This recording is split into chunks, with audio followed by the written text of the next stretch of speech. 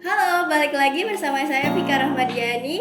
Kali ini kita bakal ngebahas tentang web programming bersama instruktur yang berpengalaman dan berkompeten di bidangnya.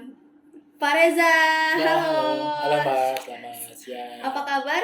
Alhamdulillah baik. Ya, oke. Untuk pertanyaan pertama nih Pak, saya pengen tahu web programming itu apa sih? Oke, untuk orang awam mungkin web programming rada sulit ya. Mungkin kalau web programming itu sebenarnya sebuah web gitu ya yang dirancang untuk membuat sebuah website atau aplikasi. Kalau gambaran kasarnya tuh kita tuh misah dua bagian. Ada yang namanya frontend, ada yang namanya backend. Nah, frontend itu kayak si tampilan, user interface, jadi si aplikasinya menarik, si aplikasinya eye catching, enak dilihat gitu. Terus sedangkan backend itu kayak chef di dapur, nggak pernah kelihatan sama orang, tapi tahu-tahunya masakannya enak aja. Nah, itu orang backend. Nah, backend itu ngurusin server, ngurusin service, ngurusin apa ya, kecepatan si web kayak gitu. Kurang lebihnya sih kayak gitu. Oh, mereka ini ada kerjasamanya nggak Pak? Ya, pasti ada kerjasamanya, ada komunikasi antara orang front end sama orang back end gitu. Jadinya hasilnya itu adalah optimal. Kalau tadi kita kan udah ngebahas tentang gimana apa arti dari web programming ya. Bagaimana sih Pak proses pembuatan web programming? Proses ini dimulai dari analisa berdasarkan request klien atau bisa dibilang perencanaan. Gitu. Jadi si klien tuh request program, terus si analis akan melakukan perencanaan pembuatan, biasanya berupa flowchart atau diagram, alur diagram yang akan nanti dikonversi jadi kode pemrograman gitu. Nah, setelah itu baru di testing oleh user atau end user lah atau si pemakai gitu. Nah, ini juga belum belum belum selesai gitu. Biasanya user nih karena aplikasi atau web sudah ada gambaran dan sudah terbuat, itu biasanya ada perintilan-perintilan dia tambah. Oh, tambah ini, tambah itu, tambah ini, tambah itu. Akhirnya nggak selesai-selesai gitu. Jadi lama prosesnya. Makanya untuk teman-teman pemula ini harus jelas terkait administrasi atau dokumen gitu sih paling. Biasanya tuh kan ada serangan cyber gitu ya Hmm, Pak. Ada kesulitan nggak untuk maintenance-nya? Sebenarnya sih ada kesulitan atau enggak di bahasa pemrograman sekarang udah bagus dari sisi security. Jadi teman-teman atau programmer-programmer pemula khususnya di PPKD ini yang lagi ikut latihan itu biasanya kami akan ajarkan atau saya akan ajarkan bagaimana caranya menghandle sebuah serangan atau misalnya ada yang pengen masuk ke dalam si web begitu menggunakan bahasa pemrograman yang terkini gitu. Jadi memang di PPKD ini up to date banget. Ada cara nggak Pak biar keamanannya atau sistem keamanannya tuh makin kuat gitu biar nggak ada serangan cyber? Kalau ada atau nggak ada serangan cyber, pasti ada ya buat nge-testing dari sisi web atau aplikasi aplikasi kita ini vulnerability artinya gampang banget buat dimasukin gitu. Yang tadi saya bilang biasanya dari sisi bahasa pemrograman udah support itu semua, jadi tinggal pakai aja mereka. Jadi nggak usah bingung bagaimana cara handle-nya gitu. Kalau HTML itu apa ya? HTML itu kepanjangannya adalah Hypertext Markup Language. Itu bukan bahasa pemrograman, itu bahasa pemformat. Jadi kalau analoginya adalah kalau Mbak pakai Microsoft Word misalnya bikin tulisannya jadi bold. Nah, itu kan kita ada ini ya, ada kayak semacam toolbar di atas terus mencet B terus jadi bold gitu ya. Nah, HTML tuh kayak gitu cara kerjanya. Cuma dia ditulis, diketik. Jadi nggak dipencet gitu bedanya. Gitu ya Pak.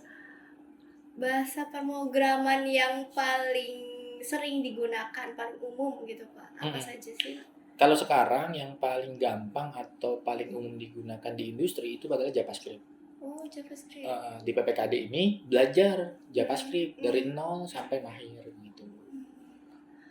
JavaScript itu apa ya Pak? Dan cara kerjanya gimana? Oke, JavaScript itu dulunya sebuah bahasa pemrograman berbasis client side.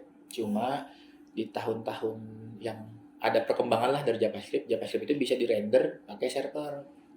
Dan kita butuh yang namanya Node.js gitu. Nah, makanya di sini di Junior Web Programming di PPKD mereka diajarkan Node.js bagaimana cara pakai Node.js, bagaimana cara pakai framework Node.js begitu, sampai jadi sebuah aplikasi gitu.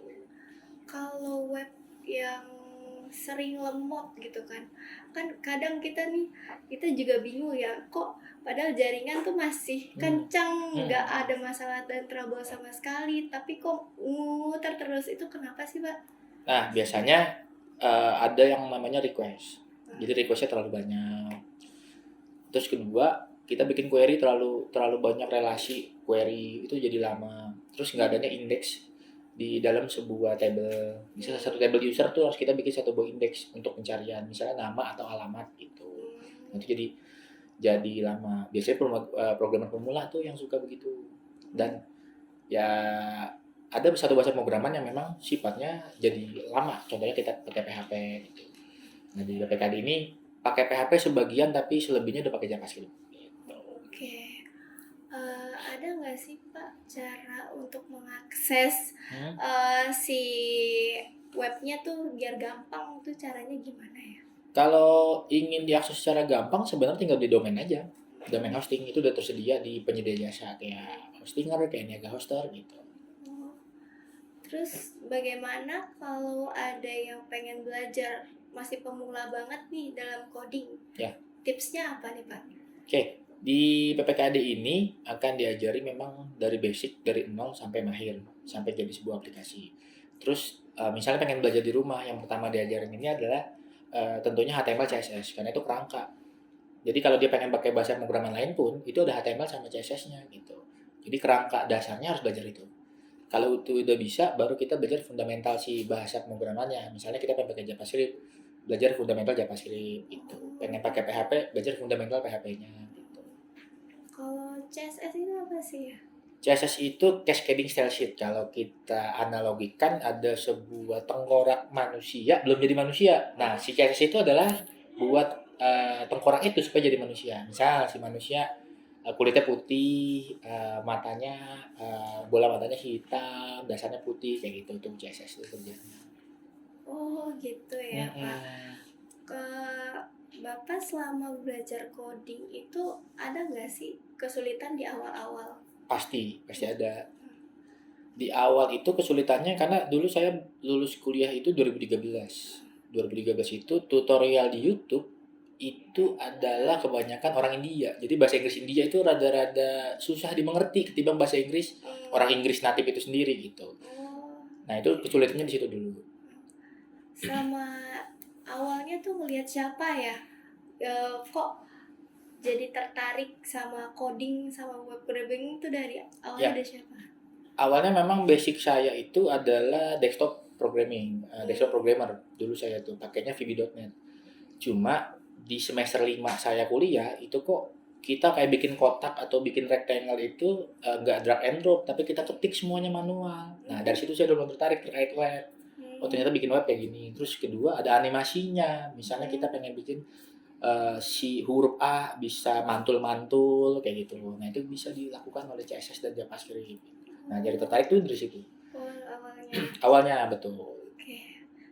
Mulai kapan Pak tahunnya? Mulai kapan tahunnya di 2013 pas mau tugas akhir. Oh gitu ya. Jadi 2012 itu saya nggak fokus kuliah aja, fokusnya main game kayak Counter Strike zaman dulu tuh gitu.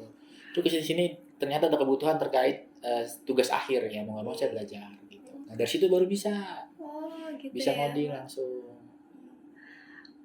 Kenapa tertarik di coding? Kenapa nggak di bidang yang lain? Oke, kenapa tertarik coding? Karena kalau kita lihat coding itu rada menarik dari sisi tulisan. Tulisannya itu cakep banget. Rada indah buat dibacanya. Terus kedua, apa ya? Bisa menghasilkan uang yang begitu banyak sih tentunya, Mbak, gitu. Oh, gitu ya. Oh, menarik ya. Menarik, Mbak. Menarik sekali. Dan banyak banget yang pasti di luar sana tertarik pengen belajar juga. Terakhir banget nih Pak, pertanyaan untuk peserta dan pesannya buat peserta PPKT Jakarta Pusat. Untuk pesan untuk peserta, karena di Indonesia ini adalah surplus programmer gitu, jadi jangan takut buat melangkah jadi programmer, karena kalau sudah masuk jadi programmer itu kita akan terus belajar sampai seumur hidup kita atau bahkan sampai meninggal gitu. Nah itu serunya tuh di situ gitu. Terus kedua, kita tuh apa sih namanya, bakal ketemu orang-orang yang memang kompeten di bidangnya, akan ada insight-insight baru gitu. Saran dari saya sih begitu aja, karena memang ya ngoding itu menyenangkan lah untuk memang anak-anak sekarang gitu yang ingin cari uang yang benar-benar besar tapi mudah gitu ya, jadi programmer gitu. Makasih banyak Ya, Pak sama-sama. sudah berkenan di podcast hari ini, Iya. dan terima kasih sudah berkenan di hadir. Semoga bermanfaat ilmunya, dan buat kalian yang mau daftar langsung aja, jangan ragu-ragu. Kesempatan tidak datang dua kali.